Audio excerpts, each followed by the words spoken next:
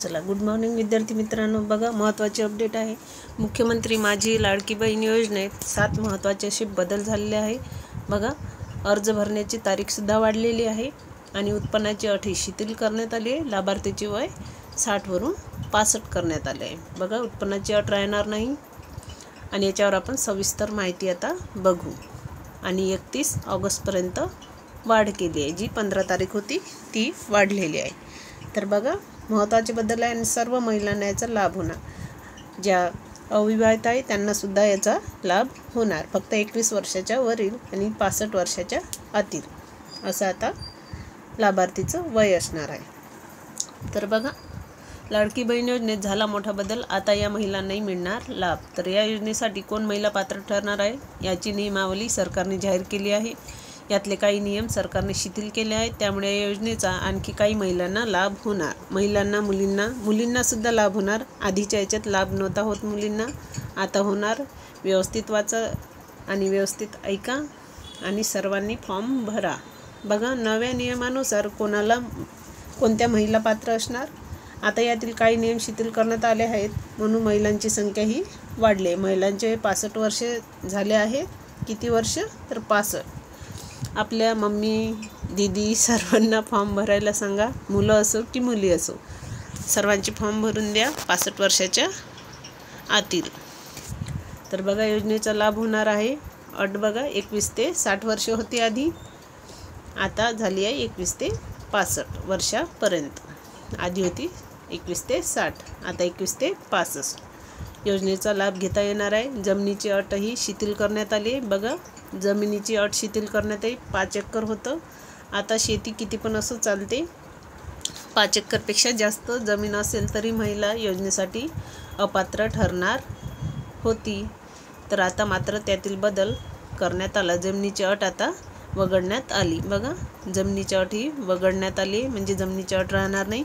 50 acre शेती असली तरी पण चालते. उत्पन्नाची अट राहणार नाही म्हणजे सर्वच महिला याचा लाभ घेऊ शकते. आणि बघा, मोठा प्रतिसाद देत आहे महिला. कारण महिला ह्या ऑब्जेक्टली बचत करणाऱ्या असतात. त्याच्यामुळे त्या काही 1 रुपयासुद्धा इकडे तिकडे जाऊ देत नाही आणि सोडत नाही. त्याच्यामुळे फॉर्म भरणारच. आणि खूप गर्दी झाली त्याच्यामुळे याची डेटसुद्धा वाढलेली आहे. बघा, ज्या कुटुंबाचे उत्पन्न 2.5 लाख. बघा, आता योजनेसाठी कोण ठरणार अपात्र. बघा, अपात्र महिलांची बघू आपण कोण अपात्र ठरणार. ज्या कुटुंबाचे उत्पन्न 2.5 लाखापेक्षा जास्त असेल अशा कुटुंबातील महिलेला या योजनेचा लाभ मिळणार नाही. 2.5 लाखापेक्षा उत्पन्न जास्त असेल अशा महिलेला या योजनेचा लाभ मिळणार नाही. याशिवाय घरात कोणी टॅक्स भरत असेल तर या कुटुंबातील कोणतीही व्यक्ती सरकारी नोकरीत असेल, कोणी निवृत्तीवेतन घेत असेल, ट्रॅक्टर सोडून घरात 4 चाकी असेल तर अशा महिलांना लाभ मिळणार, अपात्र समजली जाईल म्हणजेच त्यांना लाभ मिळणार नाही. शिवाय ज्या कुटुंबातील व्यक्ती आजी, माजी आमदार, खासदार असेल.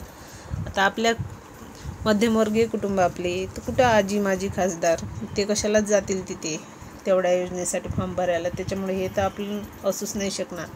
पाहूयात आणखी काय बदल करण्यात आले ते. बघा, सदर योजनेत अर्ज करण्याची मुदत 1 जुलै आहे 2024 ते 15 जुलै 2024 पर्यंत ठेवण्यात आली होती. आता त्याची वाढ झालेली असून आता सदर मुदत 2 महिने ठेवण्यात येत असून ती दिनांक 31 ऑगस्टपर्यंत लाभार्थी महिलांना अर्ज करता येईल. 31 ऑगस्ट 2024 पर्यंत लाभार्थी महिलांना अर्ज करतात येईल. 31 ऑगस्ट 2024. बघा, 2 महिने आहेत. करण्यात आलेल्या लाभार्थी महिलांना 1 जुलै 2024 पासून दर महिन्याचे कधीपासून मिळणार हे पैसे? 1 जुलै 2024 पासून दर महिन्याचे 1500 आर्थिक लाभ देण्यात येणार आहे. या योजनेच्या पात्रतेमध्ये अधिवास प्रमाणपत्र आवश्यक असल्याचे नमूद करण्यात आले होते. अधिवास प्रमाणपत्र म्हणजेच डोमिसाईल सर्टिफिकेट. आता लाभार्थी महिलांकडे अधिवास प्रमाणपत्र उपलब्ध नसेल तर त्याऐवजी 15 वर्षापूर्वीचे रेशन कार्ड, 2 मतदार ओळखपत्र, शाळा सोडल्याचे प्रमाणपत्र, जन्माचा दाखला या 4 पैकी कोणतंही एक असलं तरी चालेल. बघा, अधिवास प्रमाणपत्र नसलं तर काय चालेल? रेशन कार्डसुद्धा चालेल. मतदार ओळखपत्रसुद्धा चालेल त्या महिलांचं, शाळा सोडल्याचे प्रमाणपत्र म्हणजे TC सुद्धा चालेल आणि जन्माचा दाखलासुद्धा चालेल. याच्यापैकी एक जरी असलं तरी त्यांना फॉर्म भरता येते, ज्यांच्यासाठी डोमेसियल नाही त्यांच्याकडे. बघा नेक्स्ट, सदर योजनेतून 5 एकर शेतीची अट वगळण्यात आली आहे. 5 एकर शेती वगळण्यात आली आहे, पण उत्पन्नाचा कॅरेट एरिया 2.5 लाखापर्यंतच ठेवला आहे. पण त्यात महिलांचा काही उत्पन्नाचा काही प्रश्नच नाहीत, उत्पन्न त्यांच्या नावावर नसतेच, त्याच्यामुळे त्यांना फॉर्म भरता येते. सदर योजनेत लाभार्थी महिलांचा वयोगट 21 ते 60 वर्ष होता, आता 21 ते 65 झाला आहे. बघा महत्त्वाचं आहे. नेक्स्ट बघा, परराज्यात जन्म झालेल्या महिलांना सुद्धा लाभ होणार याचा. त्यासाठी त्यांना अधिवास असणाऱ्या पुरुषांसोबत म्हणजे महाराष्ट्रातील अधिवास असणाऱ्या पुरुषांसोबत त्यांनी विवाह केला असेल तर अशा बाबतीत त्यांना त्यांच्या पतीचे जन्मदाखला, शाळा सोडल्याचं प्रमाणपत्र म्हणजेच TC किंवा डोमेसियल हे त्यांना प्रमाणपत्र जोडावं लागणार. ज्या महिलांचा जन्म झाला आहे परराज्यात म्हणजे दुसऱ्या राज्यात जन्म झाला असेल तर त्यांनी महाराष्ट्रातील मुलांसोबत लग्न केलं असेल तर त्यांनी आपल्या पतीचं याच्यापैकी सर्टिफिकेट जोडावं, जन्माचा दाखला किंवा TC किंवा डोमेसियल. नेक्स्ट बघा 6 नंबरचं काय पॉईंट, 2.5 लाख उत्पन्न दाखला उपलब्ध नसेल तर ज्या कुटुंबाकडे बघा उत्पन्नाचा दाखला जर अवेलेबल नसेल, 2.5 लाख उत्पन्नाचा जो दाखला मिळतो पटवाऱ्याकडून किंवा तहसीलमधून तो जर अवेलेबल नसेल तर ज्या कुटुंबाकडे पिवळे किंवा केशरी रेशन कार्ड उपलब्ध असेल त्यांना उत्पन्नाच्या दाखल्या प्रमाणपत्रातून सूट देण्यात येत आहे.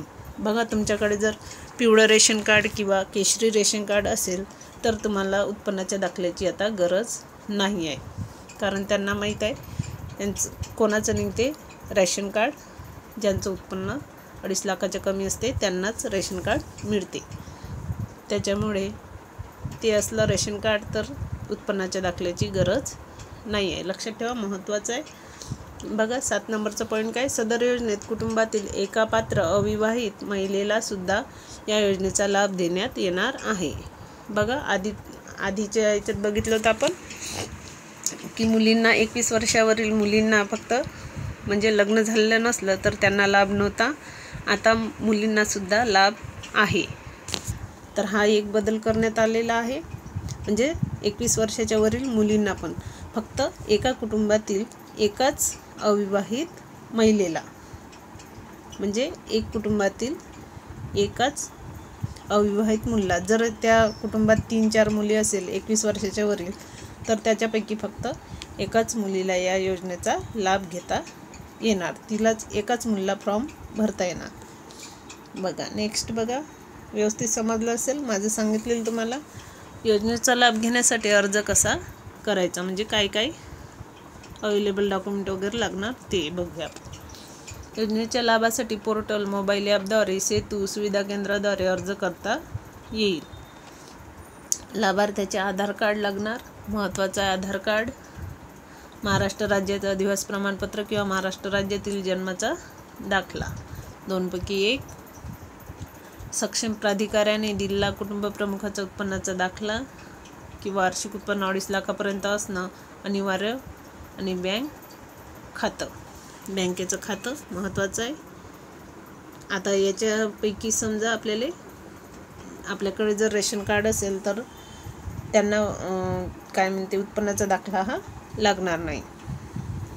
बघा पासबुकाच्या पहिल्या पानाची झेरॉक्स कॉपी, पासपोर्ट आकाराचा फोटो, रेशन कार्ड दिलं आहे सेपरेट पण त्याच्यासाठी सुद्धा लागते, उत्पन्नाचं नसेल त्यांना ते जोडता येते. सदर योजनेच्या अटी शर्तीचे पालन करण्याबाबतचे हमीपत्र. बघा एवढ्या अटी आहे, हे सर्व डॉक्युमेंट जोडायचे. आपण नेक्स्ट व्हिडिओ फॉर्म कसा भरायचा हे सर्व माहिती घेऊन येऊ. तर बघा मुख्यमंत्र्यांनी केली घोषणा. मुख्यमंत्री एकनाथ शिंदे यांनी या योजनेच्या करण्यात आलेल्या बदलाची माहिती दिली. यानुसार आता 65 वर्ष वय असलेल्या महिलांनी या योजनेचा फायदा होणार. अर्ज करण्यासाठी गर्दी होत आहे, याची दखल सरकारने घेतली आणि शिवाय वेळ निघून जाणार नाही याची काळजी सरकार घेईल. जर पैसे खात्यात जमा होण्यास वेळ लागला तर जुलै महिन्यापासूनचे सर्व पैसे एकदम खात्यात जमा केले जातील असेही त्यांनी स्पष्ट केले. बघा, फॉर्म भरण्यास वेळ लागते, त्याच्यामुळे पैसे खात्यात जमा होण्याससुद्धा वेळ लागेल. आणि जर असा वेळ जास्त निघून गेला तर तुमचे पैसे एकाने सुद्धा जमा होईल. म्हणजे 1 महिन्याचे, 2 महिन्याचे किंवा 3 महिन्याचे एकानं जमा होणार असं त्यांनी स्पष्ट सांगितले आहे. बहीण लाडकी योजना ही महायुतीच्या भावांकडून बहिणींना दिलेली आहेर आहे असेही त्यांनी यावेळी म्हणाले.